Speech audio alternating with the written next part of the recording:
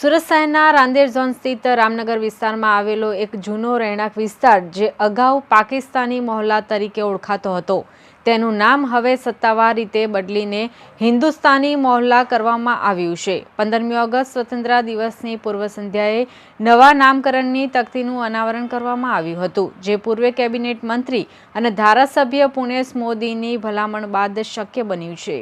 પુણેશ મોદીએ જણાવ્યું કે તેમણે વર્ષ 2018માં સુરત મહાનગરપાલિકાની સાંસ્કૃતિક સમિતિને આ વિસ્તારનું નામ બદલવા માટે પત્ર લખ્યો હતો।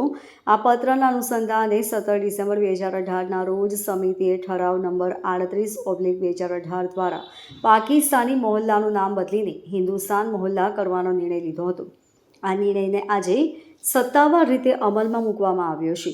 પુણેશ મોદીએ વધુમાં જણાવ્યું કે આજથી આ વિસ્તાર હિન્દુસ્તાન મહોલ્લા તરીકે ઓળખાશે।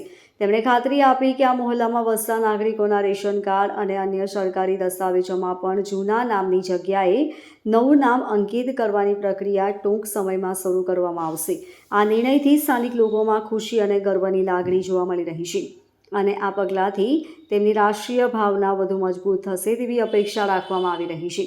15 ઓગસ્ટ 1947ના દેશમાં વિભાજન થયું, પાકિસ્તાન અસ્તિત્વમાં આવ્યું, પરંતુ જે તે વખતે સિંધ પ્રદેશના લોકો, જે સિંધી સમાજના લોકો ભારતના અનેક વિસ્તારમાં ગયા, એ પૈકી અહીંયા સુરતમાં પણ રામનગર વિસ્તારમાં સિંધી સમાજ આવ્યો, વસ્યો અને ત્યાર પછી આજે આટલા બધા વર્ષો પછી જ્યારે અહીંયાના એક શેરીનું નામ એ લોકવાયકા મુજબ શરત ચૂકથી પાકિસ્તાની મોલ્લો થઈ ગયું હતું, લોકો પાકિસ્તાની મોલ્લા તરીકે ઓળખવા લાગ્યા હતા, ત્યારે 2015-16થી કાર્યવાહી કરીને ચર્ચા કરીને 2017માં આપણે જ્યારે મારી ગુજરાત સરકારમાં સંસદીય સચિવ તરીકે જવાબદારી હતી, પત્ર વ્યવહાર કર્યો અને 2018માં મહાનગરપાલિકાની સાંસ્કૃતિક સમિતિમાં આ મોલ્લાનું નામ હિન્દુસ્તાની મોલ્લો કરવામાં આવ્યું અને આજે આપ જોઈ શકો છો કે 15 ઓગસ્ટના આગલે દિવસે 14 ઓગસ્ટ અખંડ ભારત સ્મૃતિ દિવસ એને વિભાજનની વેદના તરીકે પણ આપણે જ્યારે એને આ વેદનાને વાચા આપવાનું કામ સૌથી વધુ સહન સિંધી સમાજે જ્યારે કર્યું હોય